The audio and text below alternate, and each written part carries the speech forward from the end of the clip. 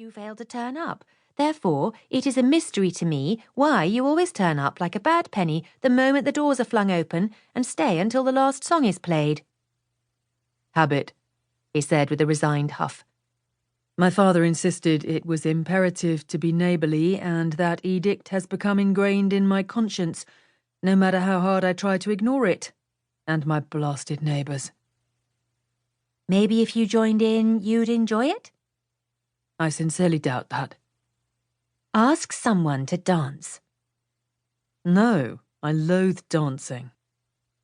Which was a shame, as for a big man, he was a surprisingly competent partner.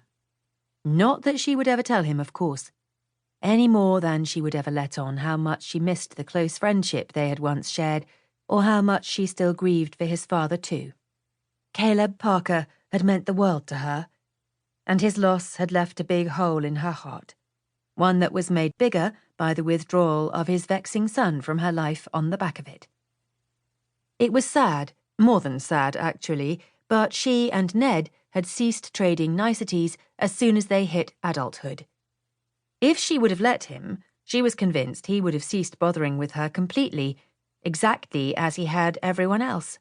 That she still forced him to see her was a source of a great deal of irritation to the both of them, although undoubtedly for entirely different reasons.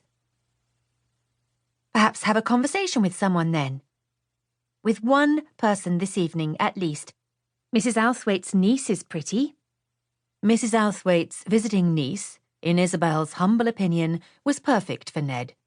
She was a quiet country mouse who had grown up on a farm and at 25 was obviously in as dire a need of a husband as he was a wife. "I'm talking to you, aren't I?" Typically, he ignored her subtle hint about the newcomer, just as he had ignored all of her recent subtle hints about his romantic future.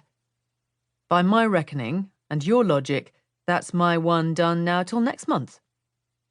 She made no attempt to hide her exasperation with him. The man wasn't only the size of an ox, he was as stubborn as one. "You are only talking to me because I made the effort, although heaven only knows why, as you are hardly a barrel of fun." "Then go find your fun elsewhere, Izzy. There are at least 50 other people here to gossip mindlessly with."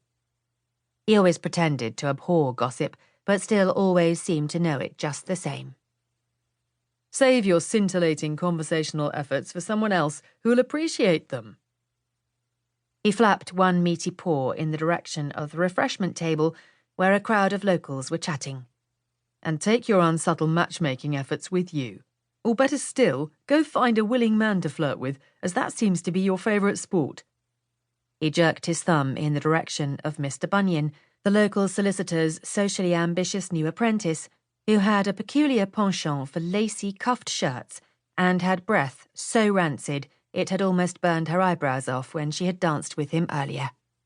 She might be desperate for her husband to whisk her away from Whittleston, but she wasn't that desperate.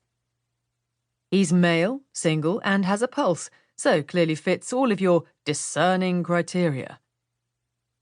Ignoring the typical insult about the sorry state of her own romantic future and past, she pasted on a sunny smile and for his own good forged ahead. "Mrs. Outhwaite's niece is called Rose. Isn't that a pretty name?" Deadpan, stony silence. "Miss Rose Healy. Her father is a farmer too. Just like you, so you have heaps in common." He shook his shaggy head in disgust. "You're wasting your breath, Izzy. As I keep repeating." He huffed out more frustration than her well-intentioned and undoubtedly charitable efforts deserved. "I don't have the time for your nonsense. When I want a wife, rest assured that I'm quite capable of finding one for myself." It was her turn to scoff in disgust. "Now who is talking nonsense? You couldn't find a wife yourself if your life depended upon it. You are gruff, surly, unapproachable, and scruffy, and that is on one of your good days, and it will take quite a bit of work for you to turn any lady's head the way you are now." She swept a critical gaze down the long length of him, which, to be fair, wasn't the least bit unpleasant, no matter how much she forced her expression to pretend that it was, before she frowned at his thick, dark beard. "It will likely take several weeks."